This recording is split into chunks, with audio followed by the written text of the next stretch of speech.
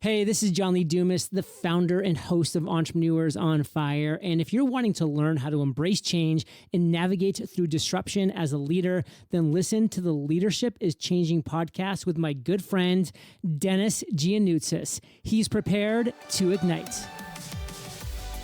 Welcome to Leadership is Changing.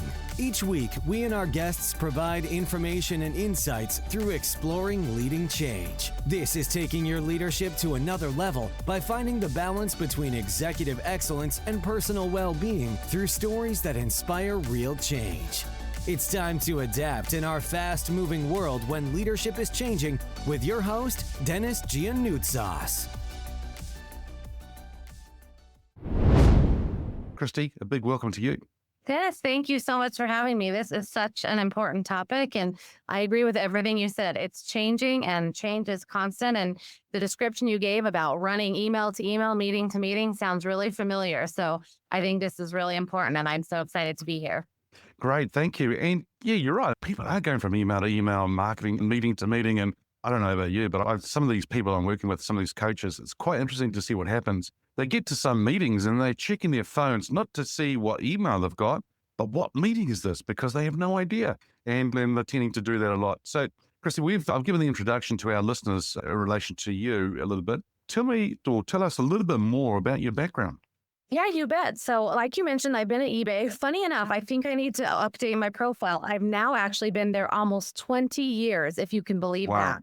So I'm about to hit my 20-year anniversary in March.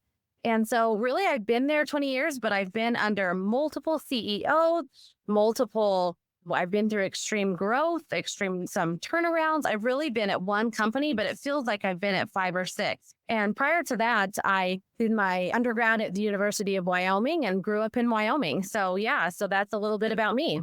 Awesome. And I think we being Hewlett-Packard took one of your CEOs actually. So we had Meg Whitman come and become our CEO. That's right. I was under Meg Whitman. I think she was the CEO when I first joined. So I was obviously under her the whole time. So we shared CEOs. We'll have to see if we shared some leadership experience there. Absolutely. Awesome. So 20 years in the organization, and you've done, as you said, various roles, which is really important because a lot of us have been in these large organizations. Today, we see a lot of people in leadership roles go from one company to another company, 18 months, 2 years, 3 years. And being in one company for 20 years, 30 years is a bit rare nowadays. How have you found being in an organization that long and then going from different role to different role? What's it been like for you? Yeah, I'm so glad you say that. Honestly, sometimes I have a little bit of, anxiety about having been there so long. And I question myself, like, should I still be here? Like this isn't the norm. This isn't what people do. Am I going to impact myself down the line? But ultimately, the reason I continued to stay so long is because as you've talked about, like leadership is changing, business is changing. So even though it's been one company, I've never stopped learning. I'm still so passionate about our mission and I love the people I work with that every time I question myself, I'm like, oh my gosh, almost 20 years. That's way too long. I cannot still be here. And then I go through and I ask myself, am I being challenged? Do I have opportunity to learn? Do I believe in what we're doing here? Do I love my team? And I always check all those boxes. So I've just continued to stay. But yeah, there have been times where it's been really hard and times where it's been really exciting. And you can imagine it's been all the emotions and all the things. It's like you get everything that you want in life and in leadership roles all in one place, right? It's a one-stop shop. And yeah, I get it because I spent many years within EDS/Hewlett-Packard and you had so many things to work on. It was like a new organization every time. And there was mergers and acquisitions, and then there was changes of CEOs and leaders, and you were going through constant change while also being in the same foundation. But there was that one thing, and I think you hit it on the head. And either way I look at it, it's the DNA of the organization. It's the people you work with. I seriously miss the people that I used to work with in the organizations, and it's friendships, it's people, and we still hang around together and things like that. I think it's something that's really, really important for us to have as a community of people nowadays, in particular, when we are working at home alone so much. Oh, I could not agree more, Dennis. Like, in fact, really joining eBay really after undergrad, like some of my best friends I met there. Just being in your early 20s, like that's where you meet your work friends and they become your sort of leadership circle, if you will, where they just stay with you. So some of them are still there and many of them have moved on. Many of them have left and come back. I totally agree. And it's really interesting to think about the return to office and what that means. I think a lot of people are talking about, oh man, why did I ever go into the office? I can sit at home in my sweatpants and drink my coffee without my commute. But to your point, I think there is a future where that human face-to-face connection still does add so much value and is important for leadership and for organizations. So it'll be interesting to keep watching how all these companies adjust and decide to, I think most are saying we're going to be doing the hybrid experience. So it'll be interesting to see how that all turns out. But I completely agree that human connection is so important, especially when you're leading teams and when you want to connect with your leadership. Yeah. Now, talking about leadership there, you just mentioned, how did you get into leadership? Yeah, great question. As I was thinking about coming to chat with you, I was like, how did I get into leadership? And oddly enough, I'm going to bring it back to like high school. Ultimately, we are a big sports family and I'm a big sports person. I played softball, soccer, and tennis growing up. And like looking back, like that's really where I started my leadership journey. Whenever I was on a team, I often find myself stepping up and setting the tone and the culture. And I think that's where I really realized, oh, I love people and I love leading them and I love creating a good experience. And so that ultimately took me into college and then into eBay. In college, I even led some teams, like really funny jobs. Like I managed a movie theater. And so I had to manage employees of the movie theater. And that was a tricky one because I'm mostly managing people my age in a similar experience. So I actually think, as silly as it is, I learned so much from it. And then coming into eBay, same thing. Like it was intended to be a temporary job. It was shortly after September 11th, having mentioned I've been here almost 20 years and the economy was weird. What I thought I was going to do was not happening anymore. And so I thought I got a temporary job at eBay. But as I mentioned, I fell in love with the mission and the people. And then slowly but surely, I noticed that in meetings, I would be speaking up or I would be supporting other people. And then it just naturally became where I was like, oh, I love helping others and supporting them and leading them. And so that's how I fell into it. It was never really a conscious decision, but it's just what felt right. Interesting how you say you fell into it, right? I think a lot of people do fall into that leadership role. Now, the sports that you said were softball, tennis, and soccer, football for you. Yeah. Oh, yeah. Soccer, yeah. Football, yeah. Cool. So we shared CEOs and now we share sports, right? I used to play as a kid softball and then tennis, things like that. Hey, this is good. Oh my gosh, I love it. Yeah, those are my favorite. Yeah, I was thinking about like in tennis, as a senior, I was first singles, which meant that I was intended to be the best. And it was really interesting because I felt like I culturally led the team, but then I had to fight for that position officially. That's how I think. And like I have two boys and luckily they love sports, so we don't really have to push them. But that's one of the main reasons I do push them into sports is like seeing them grow their leadership skills at such a young age. I think of my 13-year-old, he's been on a baseball team for about a year. And just this last weekend, they went and won a tournament. And I think it's largely because of his own leadership and the way he's changed the culture in the team to really care about one another. It felt like originally they were all sort of individuals working on a team. And over this weekend, I just watched them become a team and fighting together. And it's been really cool to see, even in my kid.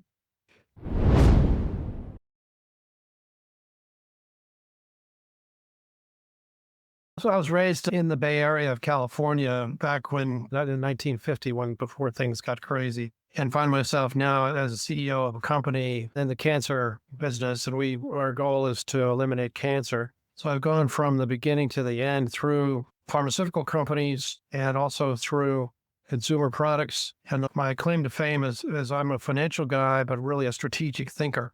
And I believe that strategic thinking is really the key to leadership. If you know where you're going, people will want to follow you, but you don't necessarily know where you're going. That's where you need to get the input from others. So it's a circular argument. The point is that leaders lead and followers follow. And sometimes you can actually learn how to lead by watching others. Leadership is not a God-given right. You don't wake up with a gene saying you're going to be a leader. You have to actually have the experience in your life to be able to make that happen. Kind of getting down a little bit of the track of where you want to go on this, but everything I've done, I've tried to be in a leadership role because my father imparted a kind of a wisdom in my mind way back in the old days was that if you're not going to be a leader, get out of the road, let someone else do it.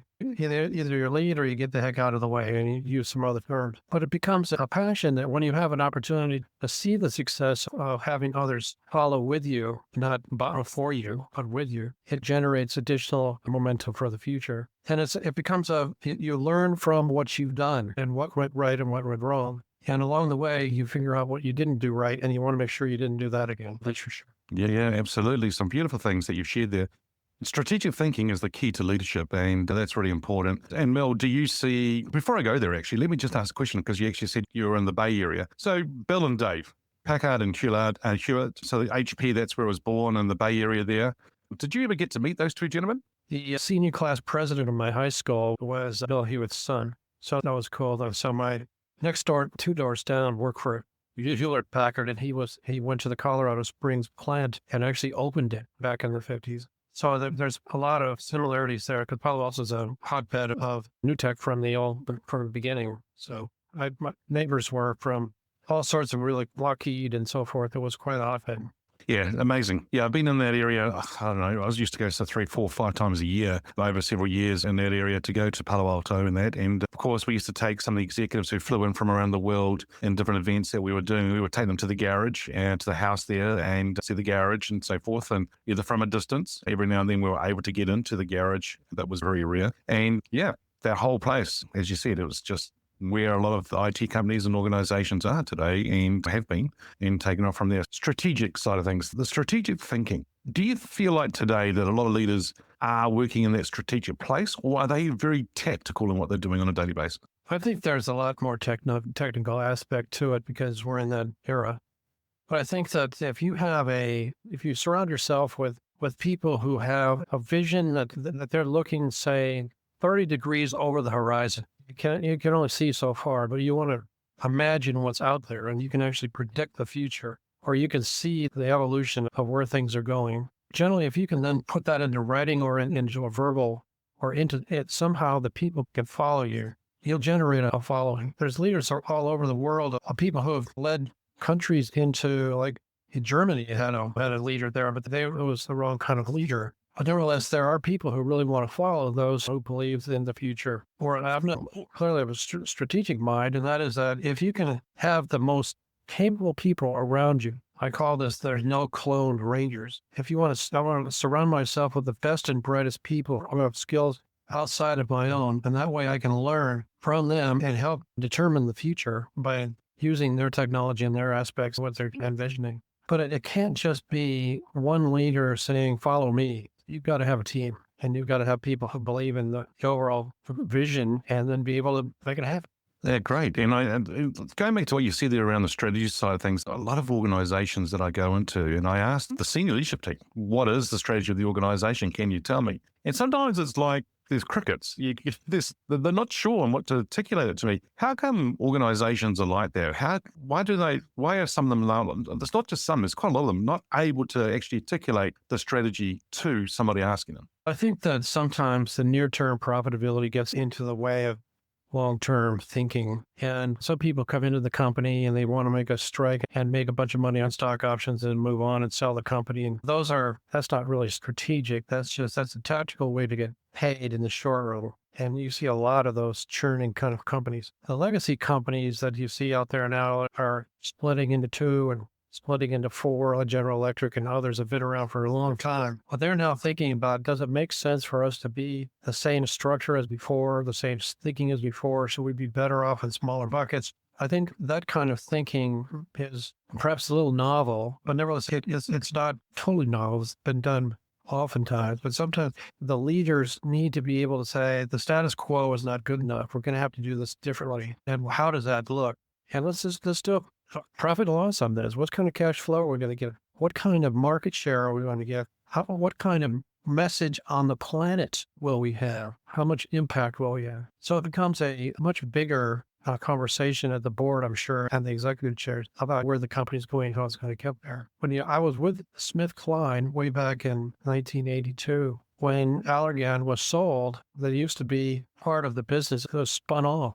And it was part of SmithKline before it spun off. And the rationale behind that was that the PE ratio of Allergan by itself was more than what PE ratio of SmithKline was. And so therefore, if you're a shareholder, you can enjoy that lift as well as being able to get additional funding that you wouldn't have had before. And thinking out of the box allows for creative things to happen. And that's where leaders come in to be able to paint that picture for the future. Thinking outside the box allows the creative side to come in. Brilliant. I love that. And I'm actually taking a note here.